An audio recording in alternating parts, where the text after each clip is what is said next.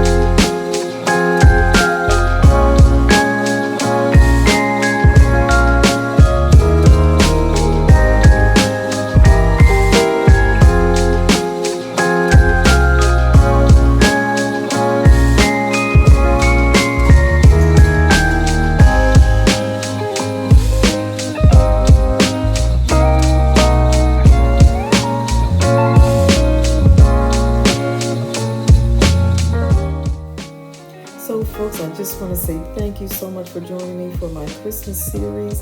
Not quite sure if I'm going to be able to squeeze in another tablescape before Christmas. I'm going to try though. So I just want to say Merry Christmas to you all, and I pray that you all are well and that you will enjoy each other, your family members, your loved ones, and so forth and so on. I thank you so much for stopping by to visit my channel. For those of you that may be new, I upload a video every Tuesday of a tablescape with a different theme, and I enjoy doing it. And so I enjoy having you here. Don't forget to leave a comment. Don't forget to like and to share. And if you have not subscribed yet, you got to do so that you can see all of my uploads. Thank you once again. Have a great holiday and God bless. See you soon.